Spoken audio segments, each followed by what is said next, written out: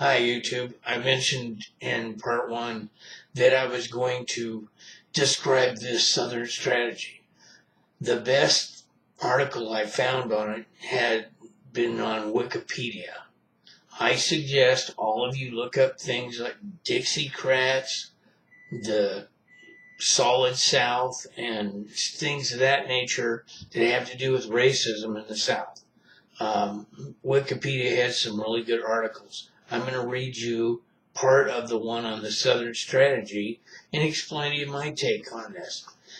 The Southern strategy in American politics, the Southern strategy refers to the Republican Party's strategy of winning elections in the Southern states by exploiting anti-African American racism and fears of lawlessness among Southern white voters and appealing to fears of growing federal power in social and economic matters, generally lumped under the concepts of states' rights. In other words, when they're doing when you hear these, oh, well, the states have rights. The states should have the right to do all these things, without any federal intervention. That's where that comes from. Though the Solid South had been a long-time Democratic Party stronghold due to the Democratic Party's defense of slavery. One more time. The Democratic Party's defense of slavery prior to the American Civil War and segregation for a century thereafter.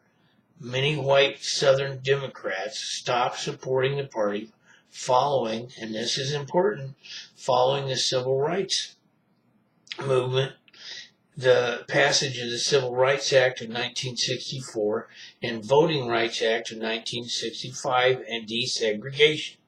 In other words, right there in the 60s, when Martin Luther King got together with John F. Kennedy and LBJ, and they decided to go ahead and put the Civil Rights Act through. And Martin Luther King had done that marching, and the government didn't stop.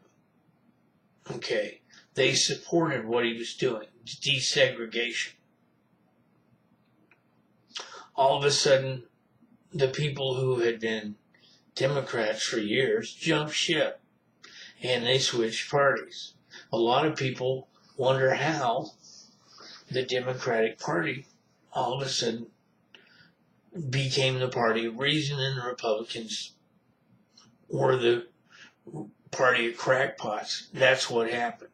Okay, the crazies and the racists. And let's face it, you can't be very intelligent and be a racist.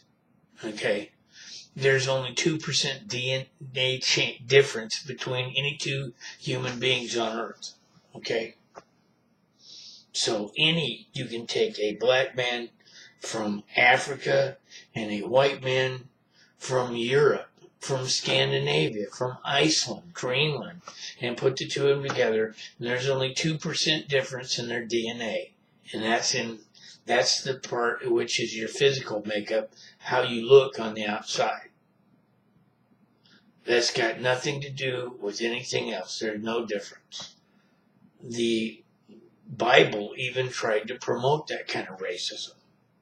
Okay. These people like Newt Gingrich, who are appealing to the racist part of the South, like what we just saw in the recent debate in South Carolina, that's what he's doing. He might not be a complete racist, but he's going to act like he is when he's speaking in southern states, because he wants to win the presidency. Very simple. Okay?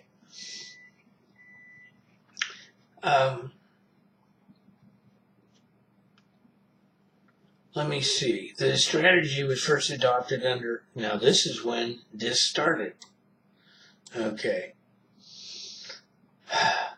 The strategy was first adopted under future Republican President Richard Nixon in the late 1960s. The strategy was successful in some regards. It contributed to be the electoral realignment of the southern states to the Republican Party, but at the same at the expense of losing more than 90% of black voters to the Democratic Party.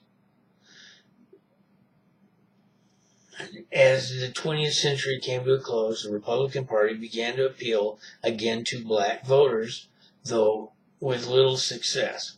In 2005, Republican National Committee Chairman Ken Mehlman formally apologized for his party's use of the Southern strategy in the previous century. One more time. The Republican Party National Chairman apologized for their use of the Southern strategy. In other words, he admitted they were using racism to win elections. So everything James Carville said about that was exactly correct. See you later.